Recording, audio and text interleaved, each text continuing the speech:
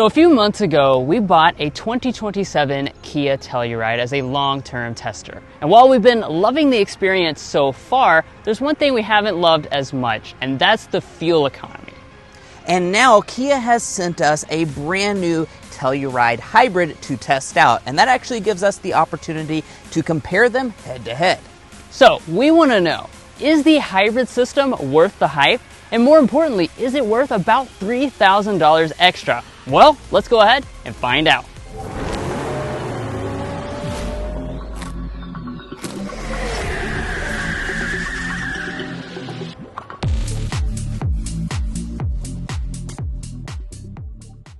Now, before we jump into it, let's start with some basic specifications. So, over here on this side, we have our Telluride. This is the standard engine. It's a 2.5 liter turbocharged 4-cylinder engine. It makes 274 horsepower and 311 pound-feet of torque.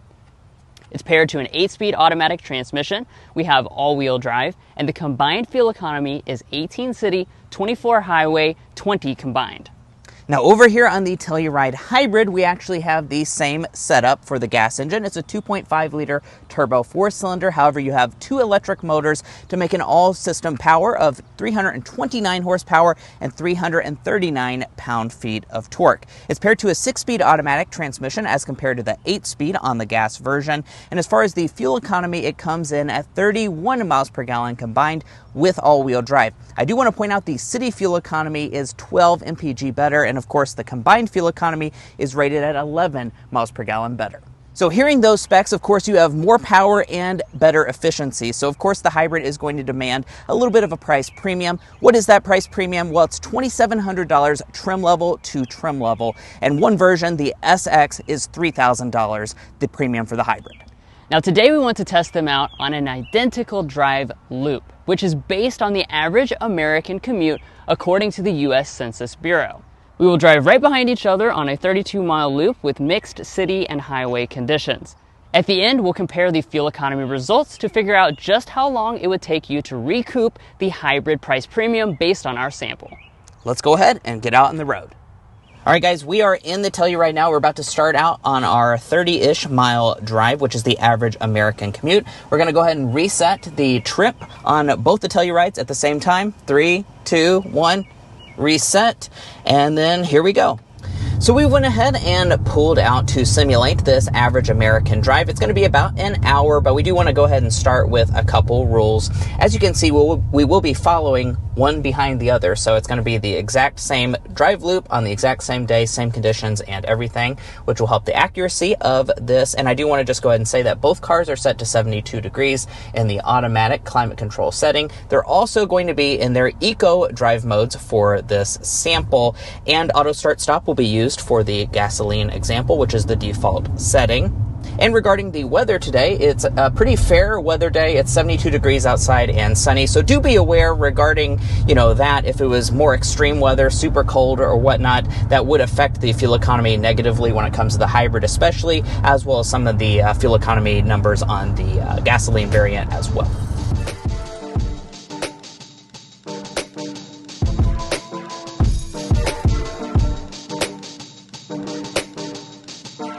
We've gotten on the interstate for this section of our mixed drive, and I want to talk a little bit about just kind of the overall experience of this hybrid system.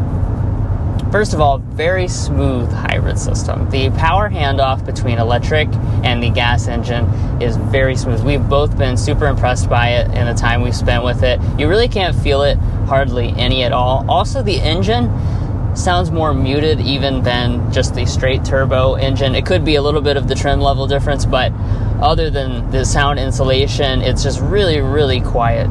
And of course the engine turns off quite a bit as well, so sometimes there's no engine noise at all. So yeah, I think we've been very impressed with the overall drive experience of the hybrid. Of course it does have more power as well, so if you really need to punch it, which we have not been doing in the simulated drive, we've been trying to drive, normal speed limits and all of that, but if you have to punch it, it is nice to have that all-electric torque that the hybrid model will give you. And if you're curious about the gas model and how that drives, we have tons of Telluride Telluride content already on our channel, so you can check that out already live. But we want to kind of focus in on the hybrid experience right now, and overall we're pretty impressed with the drive experience, but we'll see how the fuel economy stacks up.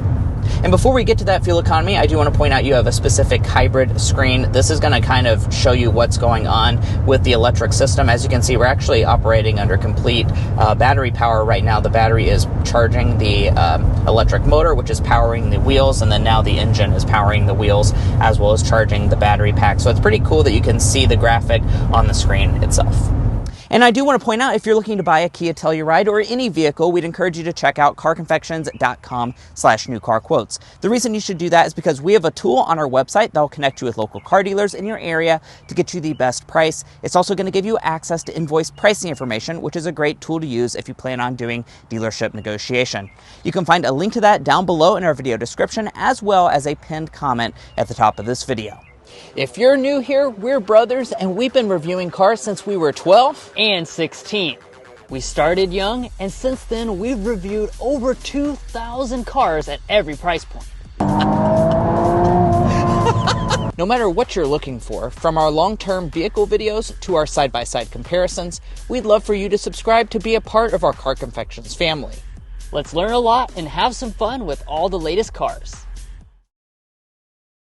All right, we wrapped up our drive, and an hour and 8 minutes later, let's talk about the results here. So with our gas-powered turbo Telluride, we're looking at 24.1 mpg with our sample. So that does outperform the EPA combined estimate, and that was actually better, I think, than what we normally get on the day-to-day basis. Now, let's talk about the hybrid. Yeah, so the hybrid came in at 33.2 mpg, which once more is actually a little bit above what the EPA is saying. So today's weather conditions, like I said, are pretty conducive, and this is just a sample of today, of course. But that means that overall, the difference between this hybrid and the gas one on the exact same drive loop on the same day was 9.1 miles per gallon difference. So now that you have those results, is it worth it to spend $2,700 extra on this hybrid model? Well, what we're going to do is actually calculate the payoff period based on the average fuel cost in the US right now, about $3.93 a gallon, and driving 10,000 miles a year. According to that, it would take you around 6 years to break even on the cost of this Telluride at that 9.1 mpg difference. So compared to the EPA numbers, that is going to be a little bit less. The EPA numbers, you're looking at around 4 years to pay off the difference between the hybrid and the gas model, but as tested today, we got a little bit less of a difference than what the EPA was saying. Now, of course, this will vary depending on your personal situation, and we're just taking a sample for today based on that average American commute. One of the things that would be a big factor in this is where you live and what your fuel price is, because this is the national average fuel price we calculated with. If you live in some place like California where gas is a lot higher, that payback period is going to be a lot shorter. Now, those are your numbers based purely on gas prices, but there are a couple other things to consider. You might be wondering, for instance, about the battery pack and the expense of having a battery pack. Well, manufacturers do warranty the vehicle as actually required by U.S. law. So the U.S. requires that you have to warranty the vehicle for 8 years or 100,000 miles with that battery pack componentry. This Telluride matches Kia's general powertrain warranty and goes to 10 years and 100,000 miles. Some manufacturers actually go even beyond that, Toyota going up to 150,000 miles on that battery pack. Now, if you do plan to keep your car maybe beyond 150,000 miles, it might be a little bit more of a consideration on the battery pack if you eventually might have to replace it. Now, also, there's some general maintenance things to consider. Hybrids generally actually have less overall maintenance. For instance, the brake pads, you're using those less because you have regen. That's just an example. And then insurance, according to our data, generally costs about 9% more with a hybrid model. So there you have it. We broke down the hybrid Telluride versus the gas Telluride and what you can expect to see different fuel economy wise. And of course, we want to hear your all's thoughts down below. Is it worth it to you to pick this hybrid and pay that price premium up front and get it back later on? Or are you going to go with the traditional gasoline option? Let us know in the comments below. And of course, keep in mind that it's going to largely depend on your personal circumstances. So we want to hear from you all down below.